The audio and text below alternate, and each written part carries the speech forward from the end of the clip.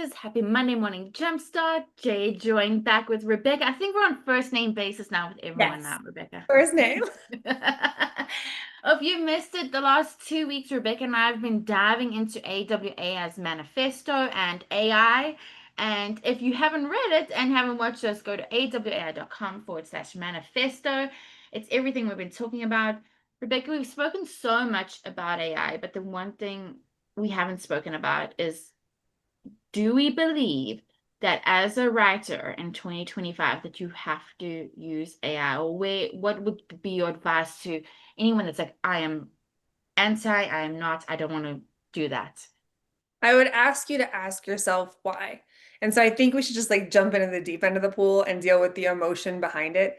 I Mm, think that any writer today who's not using AI in some capacity has just not used it yet, doesn't understand how it's being used, or somehow thinks that it's like a dirty little secret that mm, is replacing good thinking, creativity, ideas, good writing, but it's simply not the case. And by using AI, you will see the reality of what it is. I think most people who fear it think that people are putting into AI, asking what they want, and then submitting whatever comes out as though it's their own. mhm, That is not what is happening with AI. The best example I can give to anyone who's still in the I'm not doing it, fear it, marking it as a dirty little secret. And if that is you, I ask again, why? My hope is that by the end of this session, we're going to change your mind because you should try it to see what it mhm, really is. mhm. But my best example that I've heard lately, it was on a webinar that I did with some of our experts on responsible usage of AI with clients, and clients don't care. We are Mhm. showing you how to write an AI policy that says, here's how I use AI. Like if show me what you're comfortable with and what you're not comfortable with.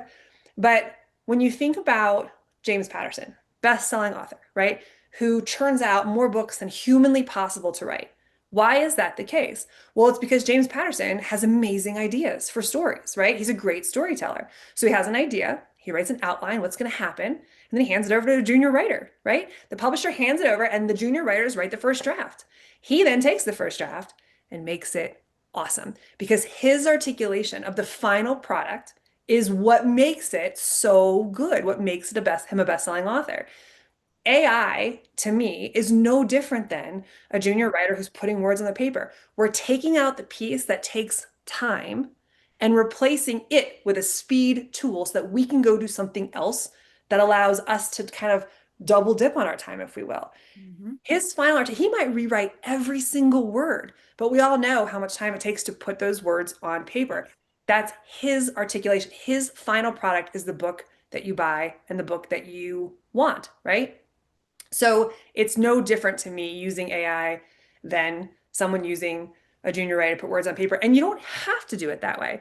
Again, we had a great webinar. Maybe we can link on this page as well, where we talked to 4 different copywriters and they all used it so differently. Some people use Yes. it to put down a first draft. Some people wouldn't dare put their first draft in. It was so interesting because they all used it in a different way. And I think another level setting thing is even the voices out there or writers that are maybe more resistant to it, none of them are saying don't use it. None of them. They're saying use it in in this way, right? Like I know, like for example, Anne Hanley, like she's like protective of original ideas and wants to have original ideas.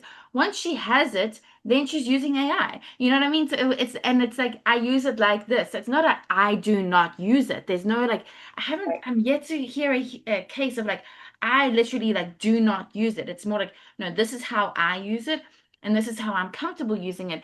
And I think also what will happen when you get in there and you start using it, if you never have, is you'll see that the output is so heavily dependent on the input, right? Like if you're not if you're not aware of your audience, or like for like a silly example like a PAS, right? Like if you're not aware like to put in that that's the type of headline that you want, it's not going to be the output that you get, right? So it's like it's so dependent on you, and so it doesn't remove any of your skills or what makes you special or what makes you the writer that you are, which I think is a bit of the fear. It just accelerates what you're able to do. The reality, exactly. And the reality is, like, I love to write. And Yes. there are some things that I write that AI just, it takes me longer to edit the output than to actually just write it myself. And so you don't have to use AI for that. It's no one is saying, here's how you have to use AI. Yes. What we're saying is, here are all the ways you can use AI. Pick which ones help you get to the end game that you want to get to. There's no right way, there's no wrong way. What there is, though, is this unnecessary fear around using it as though it's something bad. I Hmm. didn't stop, I didn't go to the library and use microfiche to do research once the internet was around and Google was available. I didn't not, nobody said, well, are you doing your research with Google? Or are you doing it at the library like you're supposed to? Well, why would I drive to the library? I have Google now. Like I don't have to do those things anymore. I don't have to type and use whiteout anymore. Like I can use a word processor. I can use a computer. I'm using the tools that give me speed. Yes. And so I don't know one successful copywriter who isn't using AI. Same. And so while I don't want to say, well, and I'm just going to say it, like, why wouldn't you? Right? Yes. Nobody is judging. It just is. It is where the world is now. AI is not taking your creativity. It's not telling your story. It's helping you with the things that give you speed. It's doing the research for you. It's giving you ideas. I was on a podcast, Elise Bennon's podcast recently or earlier today. We were talking about this, and she was asking how I use it. And my number one way of using it is as a thinking partner. Like Yes. I'm using it Same. almost daily now just to say, like, it's so interesting to me to see when I articulate what I want, how it interprets my articulation, Yes. and then what questions it asks me back. Those questions open up loops that I may or may not have considered. And even if I don't think those are the right questions or the right loops, it still creates something in my brain that opens up three more loops down the line. And sometimes those ideas are way more interesting than what I had originally intended. So just using it as a thinking partner, and I do use it Yes. for other things, but that has been just awesome at helping my own brain open up difference. So funny because we haven't had this conversation, but like same. There was an amazing thread on AWAI's LinkedIn that I implore anyone to go look at where it was literally like the question was asked, how do you use it? Like tell us the ways you use it, the process you use, like what are you doing with it? And you can see like not one person's is the same, right?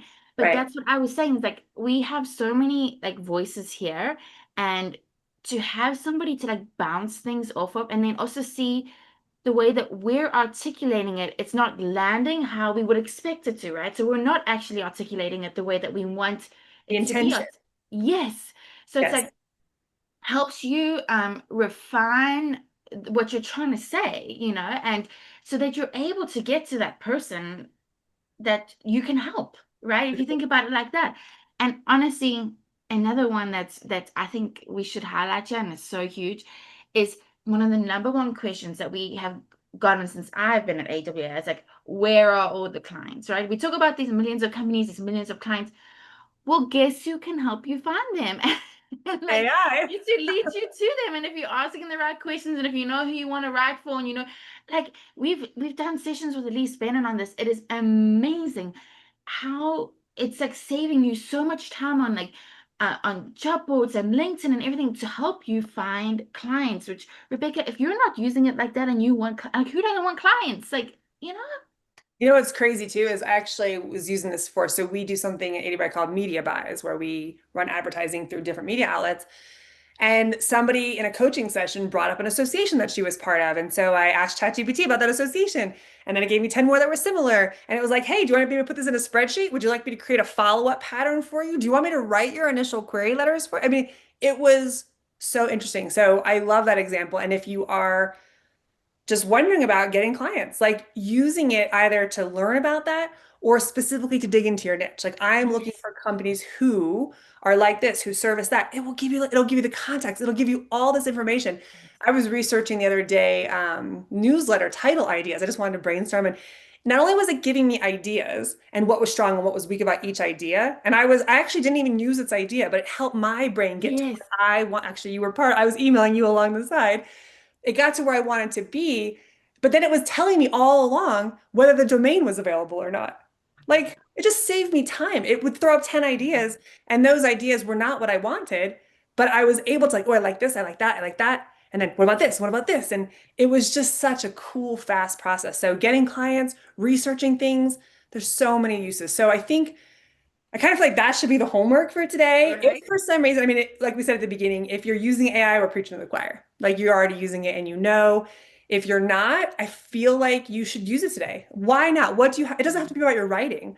Heather Robson gave a great example on that webinar. She's like, go pick 3 things out of your pantry and ask it to give you a recipe for dinner. But just whatever Awesome. question you have going on right now, ask it, whatever research you might just be interested in. I Mhm. used it the other day to put together the kids and I and my husband are away from home. And so we asked it to put together a workout for us that we could do with kids that was age from whatever age you are, from the littlest to the oldest. I won't give you our ages, but we asked it to do a workout series that was relevant for all. And I was like, I like this. I can't do that one because of my back.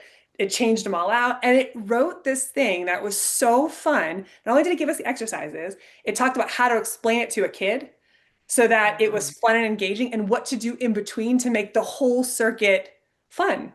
Wow. I mean, just fun, right? It was, and then it Yeah. actually gave us a printout and a diagram and like it was, so just come up with something fun. I think you will Yeah. be surprised if you haven't been using AI, what it is. And It'll alleviate that dirty little secret feeling. I feel like it shifts from like fear to awe. You know, like you're like, wow, look at like this is amazing that we like, you know, so silly. I remember somebody framing this up and I never had thought about it. Like just the fact that on our like our phones we can listen to how many music and how much Yes. songs, like there's like an infinite amount of songs where once upon a time you had to go to Maria like CD, go buy the CD, you know, and go put, you know, and like and until like and you listen to that one thing over. But look, like we are this is a part of advances that we should be in amaze and in awe about and use to the benefit of improving your life. You know, I know it sounds dramatic, but it really is in whatever shape or form. And I rarely like plug in AWAI product on these, but we have like intro level courses for AI. Like if you just want somebody to help walk you through because maybe it is scary and I don't want to ever diminish that. If you want something to help walk you through so you're not Yes. by yourself. But you really, you know, just to dabble, like Rebecca was saying, I don't think you need anything. So, Got yeah, nothing to lose and potentially nothing. a whole lot to gain. And if you look at the last 2 sessions that we did, we've talked about is that AI replacing writers. Like, if you haven't watched, go back and listen to that one and what the role of the writer is. There's massive opportunity, but you're going to want the speed. You're going to want to use the gifts that AI is giving to Yes, allow you to take advantage of the opportunity. If it's brand new to you, go check out the manifesto for sure. We cover yes, it in great detail. And like always, we're here. Ask us yeah, questions. Like that's what we're here for, to help uncover all of this and navigate, just like we did with the internet, just like we did with yes, social media, just like we did with a global pandemic. Like give it to us. We will help help yes. you navigate it forward.